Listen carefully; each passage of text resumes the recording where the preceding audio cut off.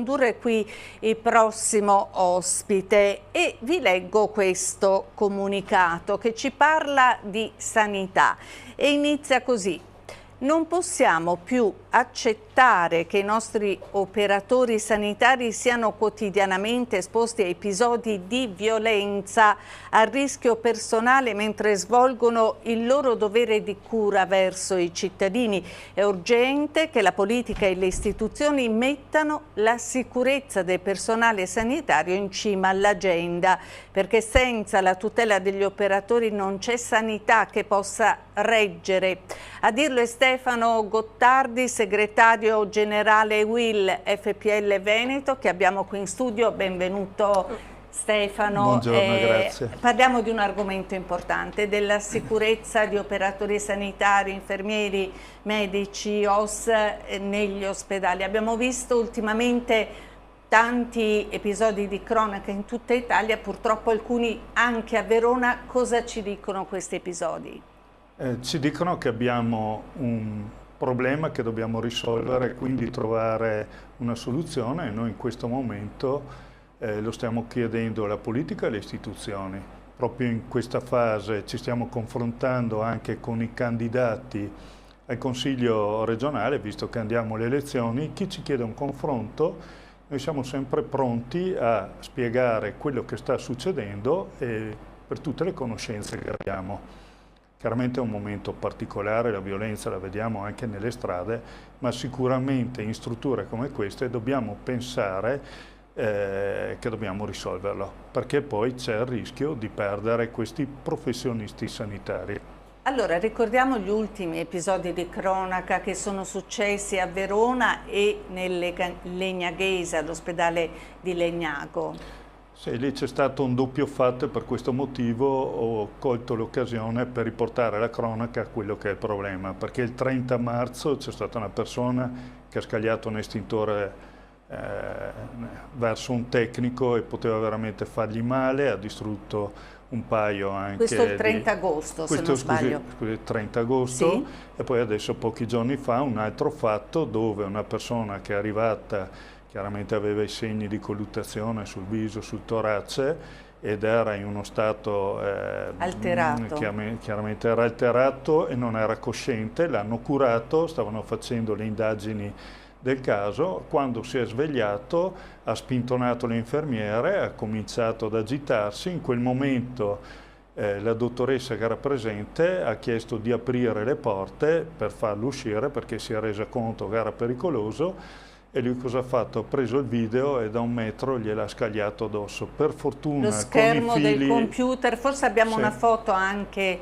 di questo, della devastazione che poi c'è stata anche nel luogo. Sì, per fortuna con i fili l'ha deviato e per fortuna non si è fatta male, però questo ha scioccato tutto l'ambiente perché poteva essere un altro fatto molto pericoloso, cioè è stato pericoloso ma poteva creare un danno reale.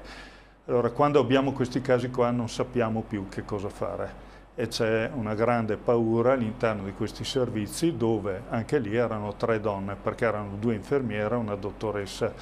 Adesso vediamo le immagini al di fuori del pronto soccorso di Borgo Trento dove sono successi altri episodi più diciamo remoti, però anche lì è sempre di aggressività nei confronti del personale. Sì, diciamo che c'è un comportamento da parte di queste persone che dopo è successo di sabato sera, quindi sabato sera si alza il livello dell'alcol e succede che fra loro ci siano delle colluttazioni, ma poi c'è stato qualcuno anche che gira, per esempio se parliamo dell'azienda ospedaliera, che si permette di girare in azienda e si permette anche di...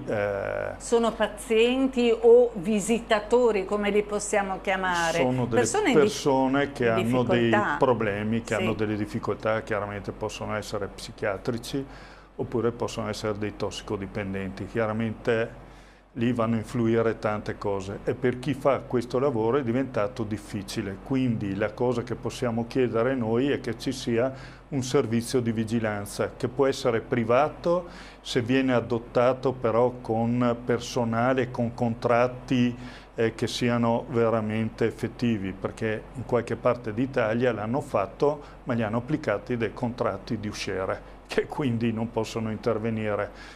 Chiaramente quello più importante che sarebbe da fare con le forze dell'ordine, perché quelle da quando anche adesso finalmente mantengono la divisa, e vedere qualcuno in divisa calma gli animi. È già Dopo è chiaro che se uno di... si sveglia in un momento particolarmente agitato, insomma, che non... o alterato, diventa difficile anche gestirlo. Ecco, cosa manca per arrivare a questo obiettivo? Voi proponete introdurre sistemi di vigilanza attiva nei pronto soccorso, garantire presidi di sicurezza costanti a tutela di operatori e pazienti, riconoscere concretamente il rischio professionale che i sanitari affrontano ogni giorno. Cosa serve per arrivare a questo? Allora, serve un impegno della politica e delle istituzioni. Chiaramente la politica che decida di attivarsi e di fare qualcosa. Non possiamo metterli in tutti i presidi, ma almeno nei maggiori sì, o dove ci sono le difficoltà. I dati ci sono. Quello che abbiamo chiesto come sistema di videosorveglianza, perché sapere di essere sorvegliato magari può limitare queste situazioni. Però non sono efficaci tante volte. La presenza di qualcuno che possa operare, e non sono oggi coloro che ci sono, che sono i ranger che tutelano quello che è chiaramente l'immobile, ma qualcuno che lo faccia come lavoro, come professionista e che possa intervenire. Quindi servono anche delle norme che gli permettano di intervenire e bloccare queste persone. Allora, il tempo sta scivolando via, però un altro tema grosso sul quale bisognerà ritornare è la carenza degli infermieri. Figure fondamentali, spesso poco riconosciute, con grandi responsabilità e con dei compensi magari non adeguati al ruolo che hanno. Noi abbiamo iniziato proprio nel 2021 perché ci siamo resi conto che si stava andando verso questo. Abbiamo fatto un convegno provinciale, regionale e anche nazionale con istituzioni e politica per dire attenti che stiamo arrivando lì. Conosciamo bene i problemi, sappiamo quali sono, lo stipendio basso è uno di questi, la mancanza di riconoscimenti magari di indennità, e poi questo della sicurezza è una delle cose che grava, perché oggi nell'emergenza-urgenza fatichiamo a trovare persone che lo vadano a fare, ma anche in altri servizi, che può essere quello delle ambulanze. Sarà sempre più difficile trovare persone che seguono questi settori perché c'è anche questo rischio. Infatti di 2100 posti circa che erano a disposizione del Veneto ci sono state solo 1200 domande, quindi è preoccupante di più, perché fra qualche anno entreremo ancora più in crisi e già lo siamo oggi. E allora sugli infermieri torneremo, perché il rischio che poi vadano all'estero dove sono trattati in modo migliore a livello quantomeno economico in alcuni paesi è un rischio reale, ma torneremo a parlarne. Grazie Stefano Gottardi. Grazie a voi. Noi adesso ci spostiamo